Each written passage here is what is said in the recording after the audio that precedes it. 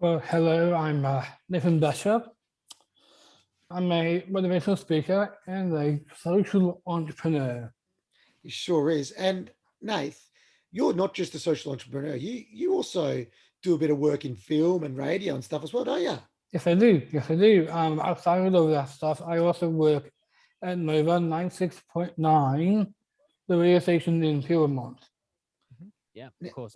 Well, we should say, Nathan, I'm not sure if you're aware, but Dylan and I are on a rival radio station.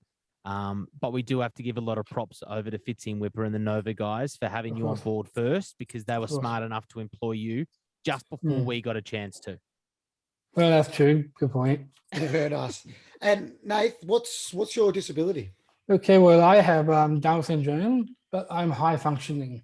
Okay, so can you explain what that means to us?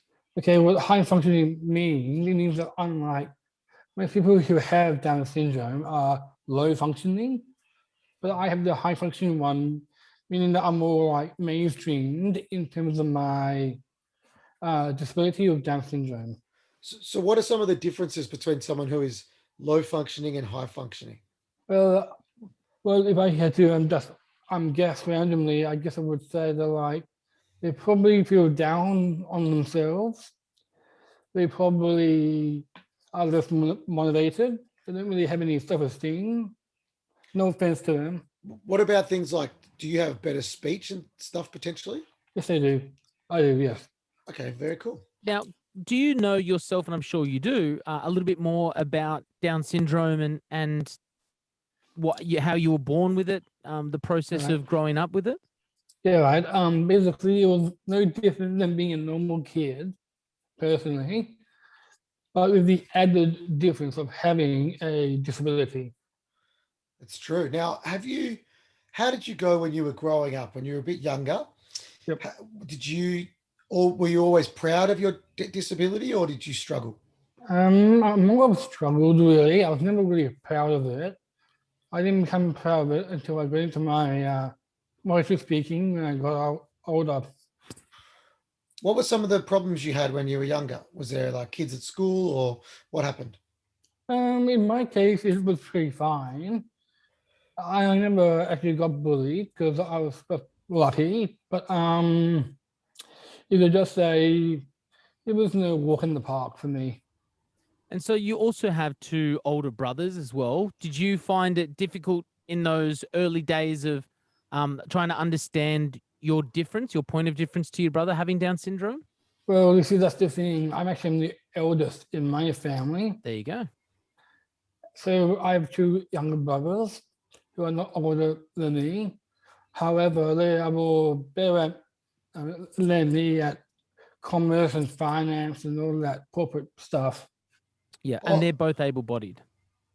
Well, yes, but in a way, so am I. So because I am such a wide range of levels of intellect in regards to reading, writing, knowing signs, how to read them, and all that stuff.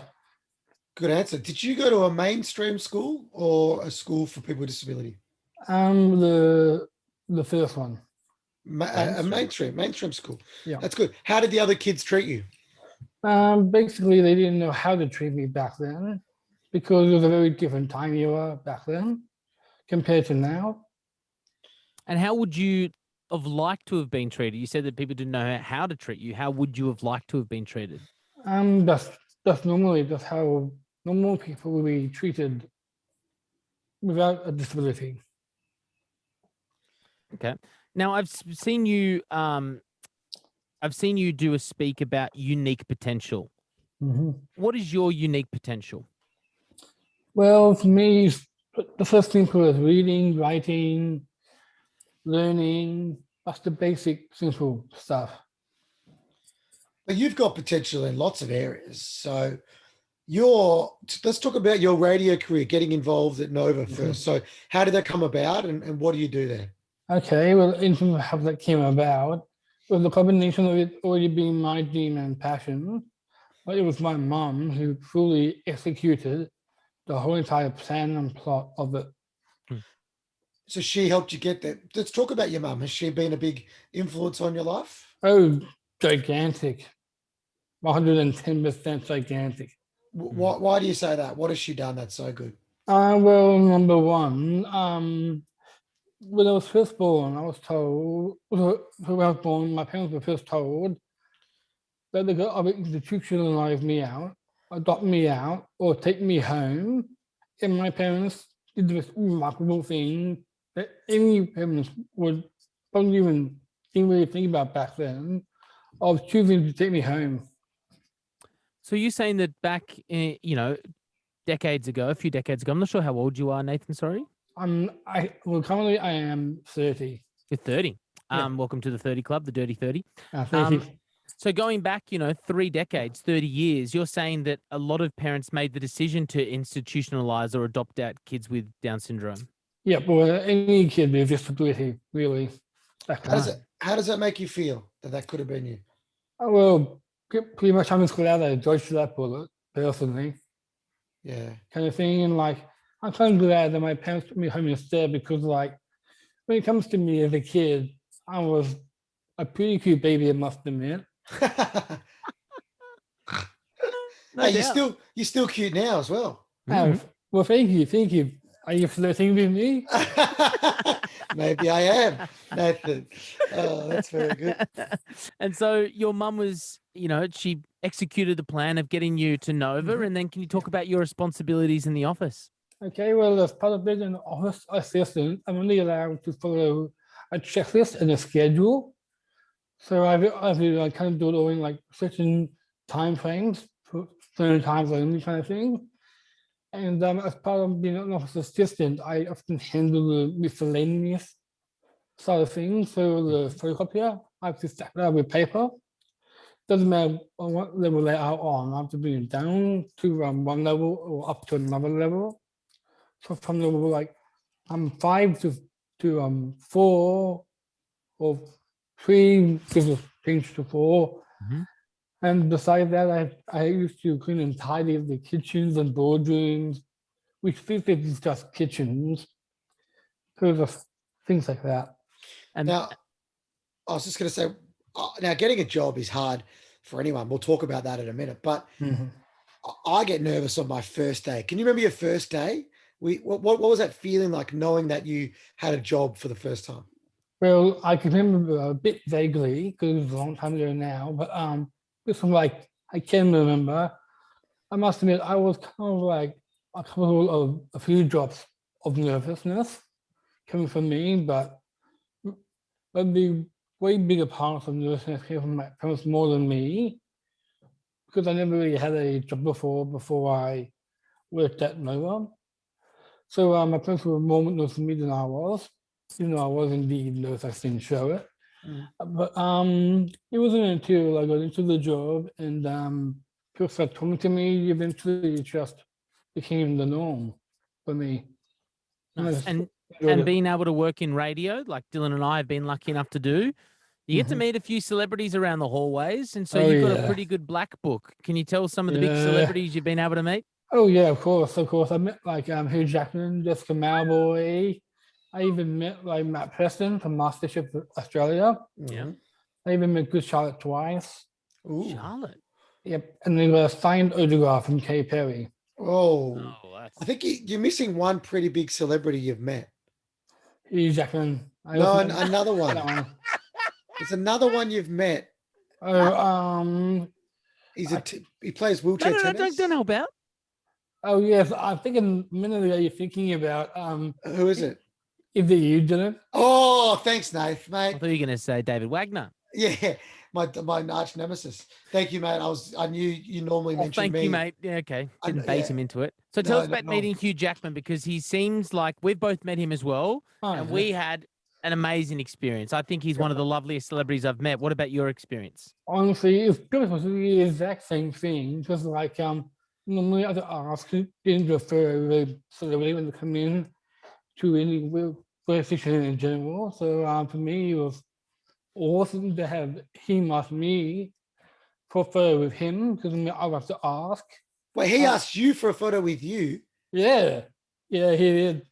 That's gangster. That's proper superstar. Yeah. And you obviously said no. No, he said yes. That's good. I like that. But it's not just radio. You also love film and television. Can you tell us about your Yeah. passion for that area? Yeah, of course, of course. It was until I was growing up, I kind of somehow fell into my love for film and TV from a very young age, but it didn't really blossom until I got older. And what are your goals for that area? I'd like to venture into both areas of both film and TV, if possible. So if I could, I'd love to become a director, either for a TV series or TV show, or even for a major Hollywood film even, because I definitely think I have potential in both areas.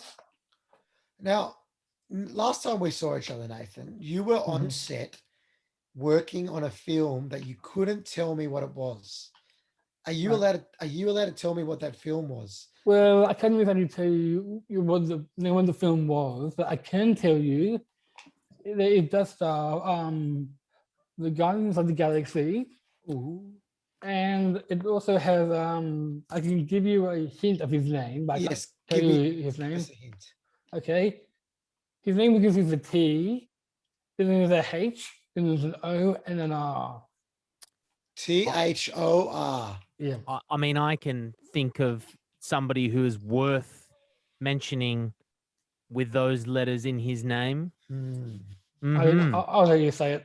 I haven't got it. Does it rhyme with Schmish Memsworth? Yeah, it does actually. So Okay, you're on set with Hollywood superstars, and you were working on that set. So I you were was. how did you go working with them? Did you enjoy it? Oh, believe me, I loved it because like meeting Chris himself was awesome into itself because I'd meeting his Jackman, I never met another Aussie. So it was awesome meeting him. In fact, it was through him I met Mr. Jeff Goldblum of Jurassic Park. wow, that's not bad.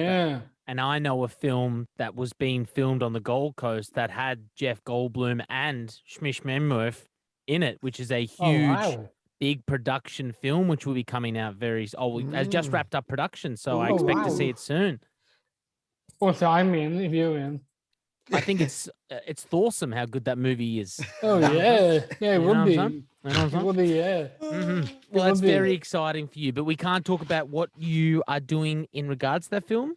Well, I can't really talk much about it. So I can actually talk about it, not too much, because I'm not sure if a contract has expired yet or not. Nah, Okay. we're not the Daily Mail here, all right? We're Yeah, not getting we any don't want- scoops. We're not Okay. getting in trouble, all right? I like that a Right. lot. Now, apart from film, Yeah. you are, as you said, you introduced yourself as a motivational speaker and a social enterprise. Let's talk about your speaking first. Why is motivational speaking important to you? Well, because I've always kind of believed in, it wasn't a grew up, I kind of got into it. The idea of like speaking out in terms of like, see, I actually couldn't believe the first two options that were given to my parents when I was born. I could not believe that. So I kind of figured that like, I kind of need to stop those two main things from happening into the future and make sure that people only get the first option of take the child home, because that's what happened with me, and it made me blossom by taking me home. So I just naturally figured that like if that came to me, then I'm pretty sure we're no different for anyone else, kind of thing. So I just figured the most of step into my role and just raise awareness and try and make sure the first two things never happen again. And do you think, I know your mum's had such a huge impact on your story, but do you think that she was pivotal in getting you into giving a voice to people with Down syndrome? I guess in a way it's more both of my parents rather than just my mum. Okay.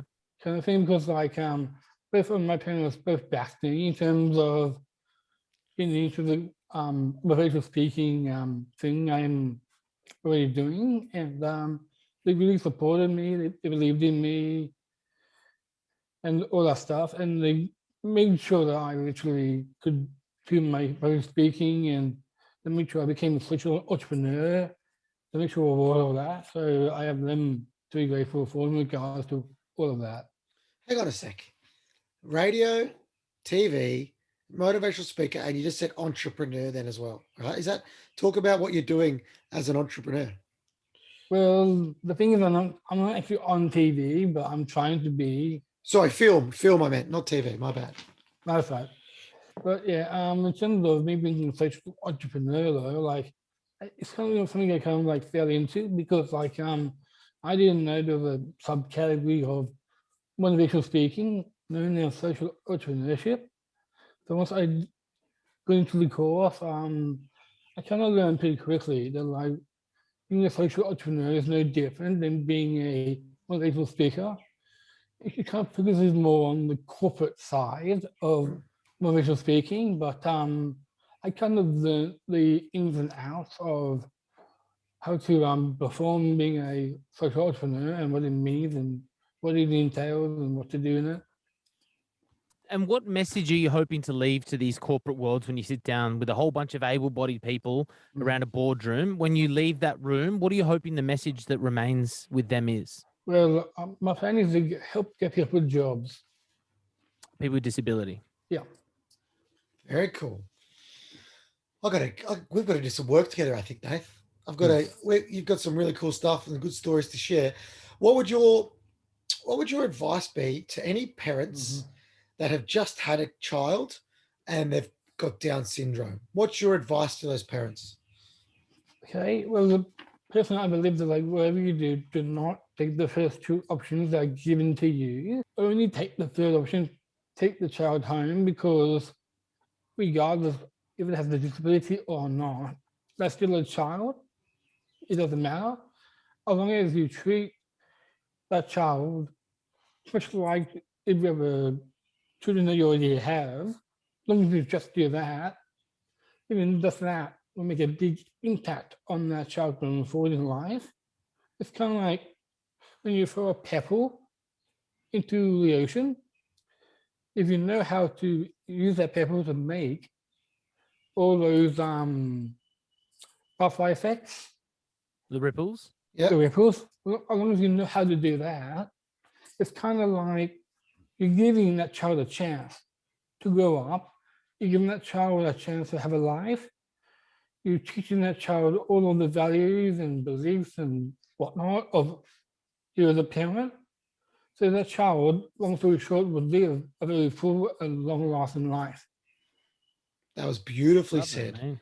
That is lesson to so many people, but mainly parents, because I know when a parent has a disabled child, like me in a wheelchair or Down syndrome like you, they think my kid's life's over. What do I do? So from the horse's mouth, lived experience, that was beautifully said.